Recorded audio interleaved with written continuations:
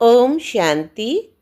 18 जनवरी 1969 पिताश्री जी के अव्यक्त होने के बाद गुलजार दादी द्वारा अव्यक्त वतन से प्राप्त दिव्य संदेश में से आज 5वां और छठा सार है। साकार में रहते भी लाइट माइट रूप बनने के लिए अंतर्मुखी रहो। आज जब वतन में गई तो जाते ही अनुभव हो रहा था जैसे कि लाइट के बादलों से क्रॉस करके वतन में जा रही हूँ। बादलों की लाइट ऐसे लग रही थी जैसे सूर्यास्त होते समय लाली देखने में आती है। जैसे ही वतन में पहुंची तो वहाँ भी ऐसे ही देखा कि लाइट के बादलों के बीच बाप दादा का मुखड़ा सूर्य चंद्रमा समान चमकता हुआ देखने में आ रहा था। सीन तो बड़ी सुंदर दिखाई दे रही थी, लेकिन आज का वायुमंडल बिल्कुल शांत था। बाप दादा के साथ मुलाकात में भी शांति और शक्ति की वासना आ रही थी। फिर तो मुस्कुराते हुए बाबा बोले, भल तुम बच्चे साकार शरीर में साकारी सृष्टि में हो, फिर भी साकार में रहते ऐसे ही लाइट माइट रूप होकर रहना है। जो कोई भी देखे तो महसूस करे कि यह कोई फरिश्ते घूम रहे हैं। लेकिन वो अवस्था तब होगी जब एकांत में बैठ अंतर्मुख अवस्था में रहे अपनी चेकिंग करेंगे। ऐसी अवस्था से ही आत्माओं को आप बच्चों से साक्षात्कार होगा। आज वतन में एक तरफ तो बिल्कुल शांति थी, दूसरे तरफ फिर प्यार का रूप बहुत था। क्या देखा? बाबा की बाहों में सभी बच्चे समाये हुए थे, साथ साथ प्रेम का सागर तो था ही। बाबा ने कहा, तुम शक्तियों को भी सर्व आत्माओं को ऐसे ही अब अपने समीप लाना है। आपकी दृष्टि में बाप समान जब प्रेम और शक्ति दोनों ही पावर होंगी तब आत्माएं नज़दीक आएंगी। इसके बाद बाबा ने तीसरा दृश्य दिखाया। क्या देखा? बाबा के सामने ढेर कार्ड्स पड़े थे।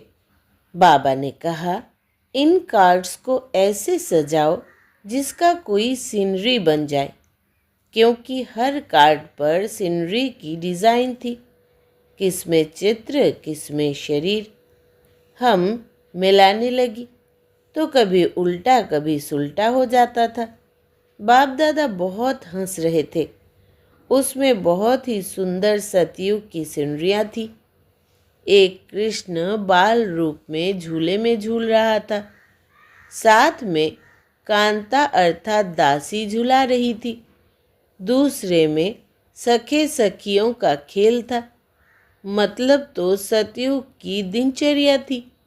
फिर बाबा ने विदाई देते समय कहा, बच्ची सबको संदेश देना कि शक्ति स्वरूप भव और प्रेम स्वरूप भव। अच्छा, अब नेक्स्ट, स्नेह के रिटर्न की सौगात पवित्र और योगी बनो। आज जब इस देह और देह के देश से परे अपने सूक्ष्म वतन, जिसको ब्रह्मापुरी कहते हैं, वहाँ गई तो परमात्मा बाप ने एक दृश्य दिखाया। बहुत बड़ी एक भीड़ देखी। फिर देखा जैसे कोई टिकट बांट रहा है और हर एक कोशिश कर रहा है कि हमें भी टिकट मिले। लेकिन थोड़े समय में देखा कि कोई कोई को टिकट मिली और कोई कोई टिकट में वंचित रह गए। जिनको टिकट मिली वे दिल ही दिल में हर्षित रहे और जिन्हें नहीं मिली वे एक दो को देखते रहे। वो टिकट कहाँ की थी? उस पर एक दूसरा दृश्य देखा। एक बड़ा सुंदर दरवाज़ा था जो अचानक खुला। जिन्हों के पास टिकट थी वे तो दरवाजे के अंदर चले गए और जिनके पास टिकट नहीं थी वे बड़े ही पश्चाताप से देख रहे थे। उस दरवाजे पर लिखा हुआ था स्वर्ग का द्वार। बाबा ने रहस्य सुनाया कि परमात्मा बाप सभी बच्चों द्वारा सतयुगी नई सृष्टि स्वर्ग में चलने की टिकट दिला रहे हैं, परंतु कई बच्चे सोच रहे हैं कि अब नहीं, बाद में ले लेंगे।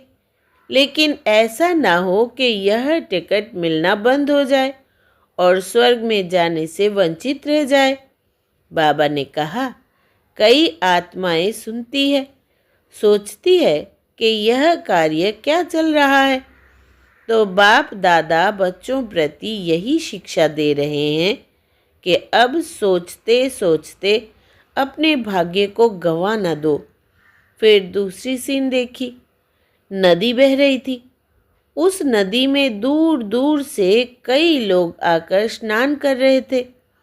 कई फिर वहाँ ही नज़दीक थे, लेकिन नहा नहीं रहे थे, बल्कि उनसे नज़दीक रहने वालों से कोई पूछ रहे थे कि नदी कहाँ है, हम जाकर स्नान करें। लेकिन जो नज़दीक रहने वाले थे उनको नदी में स्नान करने का महत्व नहीं था, और जो प्यासे थे उनको भी उस प्यास का मूल्य कम कराते थे। फिर बाबा ने कहा कि बच्ची, यह तो ज्ञान गंगा है। गंगा के नज़दीक वाले आबू निवासी है। दूर दूर से आकर तो इसमें स्नान करते हैं, लेकिन यहाँ वाले इस महत्व को न जान उनको टालते हैं। तो कहाँ ऐसे न हो कि इस भूल में रह जाए। इसलिए बाप दादा के सब बच्चे हैं, भल आज्ञाकारी बच्चे नहीं हैं, फिर भी बच्चे तो बाबा को प्रिय है।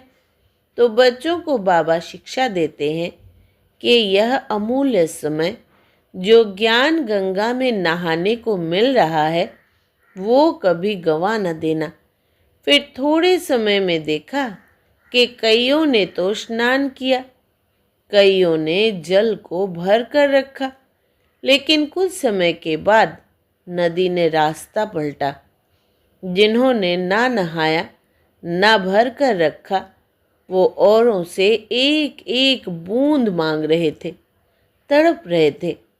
तो बाबा ने कहा, यह समय अभी आने वाला है। फिर बाबा ने सभी बच्चों के प्रति एक महामंत्र की सौगात दी। बाबा बोले, एक तो मुझ परम पिता की याद में रहो और अपने जीवन को पवित्र और योगी बनाओ। यही बाप दादा स्नेह स्नेह के रिटर्न में महामंत्र की सौगात सभी को दी। अच्छा, ओम शांति।